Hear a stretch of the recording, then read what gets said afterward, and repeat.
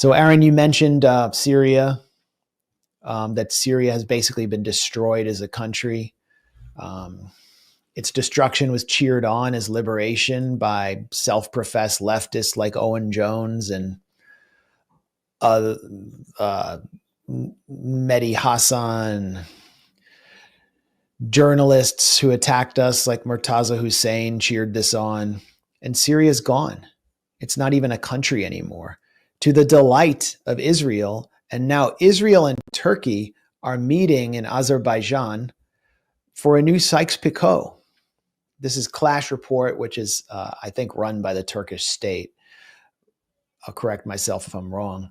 Azerbaijan's president, Ilham Aliyev, met with Syria's president, Ahmed al-Shara, aka Mohammed al-Jolani, at the Antalya Diplomacy Forum.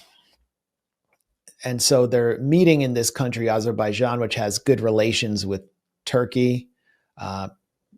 They teamed up to destroy the Armenians and slaughter them in Nagorno-Karabakh, also known as Artsakh.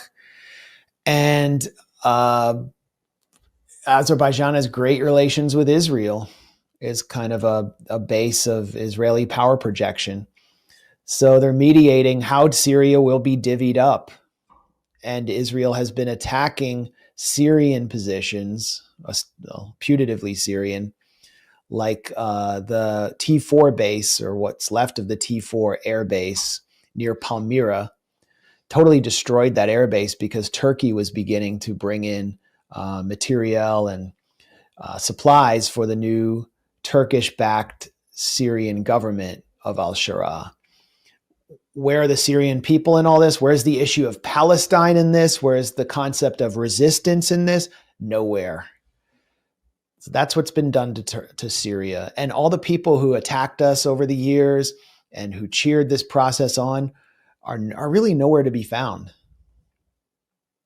Or you have to go to I don't know. I'm not even going to say it. I had a great joke, but I'm just not going to say it. Always wise. Always wise. You've had enough jokes in your record that have gotten you plenty of trouble. So I just don't want to get in trouble with you because you're like responsible for everything I say because you're there. So I'm fine. But anyway. Well, is there any hope for Syria, Aaron? Well, they just announced a new government, right? And again, all the top portfolios, security go to people in Jolani's inner circle, basically people who all come out of his Al-Qaeda offshoot. So that's the diversity-friendly new Syrian government that we kept hearing so much about, where it's basically Hayat Tahrir al-Sham, but just now at a national level. And meanwhile, there's still the leftover issue of hey, remember all those chemical weapons attacks we kept hearing that Assad was carrying out? Well, where are the chemical weapons?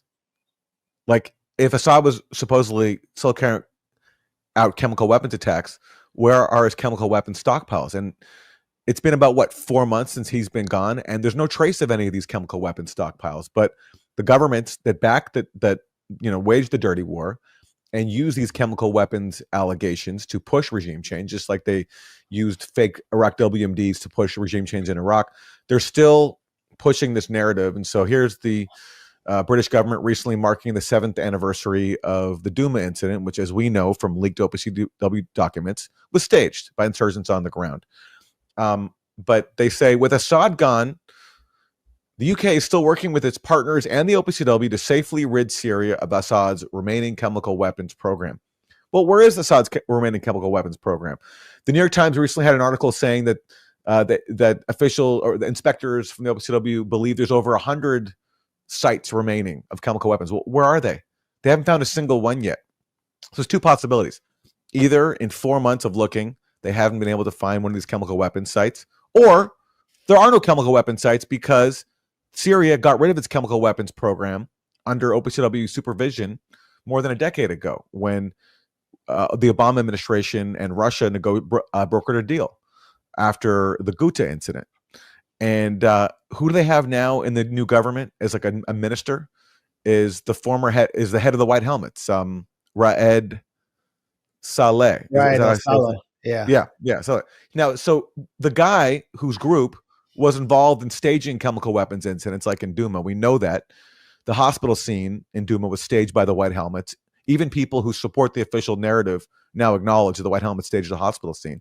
He's now in the new government.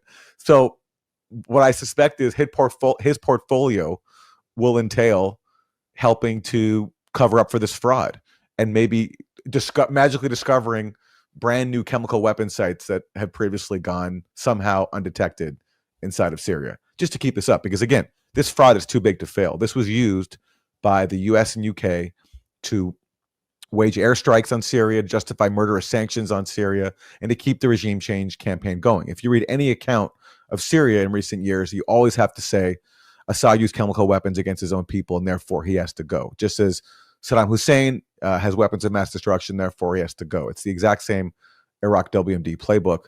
And because it's too big to fail, they have to keep it going. And it'll be really interesting to see how they try to do that in the absence of any actual chemical weapon sites, because I think all of them are actually gone, because I think Syria actually got rid of its chemical weapons program. Yeah. It would be there.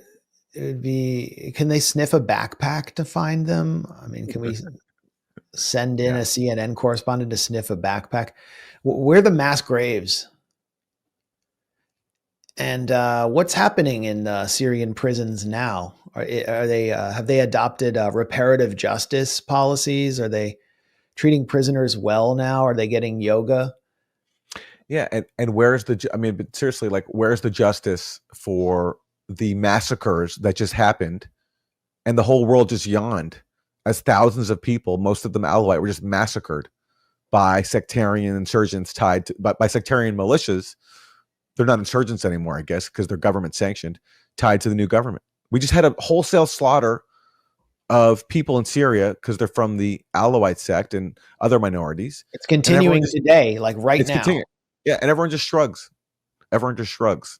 You know, maybe tens of thousands were killed. Thousands were certainly killed, slaughtered in their homes just for being Alawite. And everybody shrugged. The international community of all the countries that voted for the Ukraine proxy war at the UN just shrugged. Clarissa Ward isn't going to come storming into Damascus for this one. She has to like find fake people in prisons and, you know, has to be led around by Western intelligence. She can't just come in on her own and do an unsanctioned, unofficial independent investigation into what outside of Gaza, I think, would be the worst human rights abuse in the world. Josh Landis is someone, you know, who's been documenting this very well, I think. If anyone wants to follow an account that's documenting the genocidal slaughter of Alawites, Landis is very good. There's another account, I think it's called Ostensible Oyster. There's Alawite Defense League, just a few resources to follow what's taking place, which the media just treated like a footnote, Western media.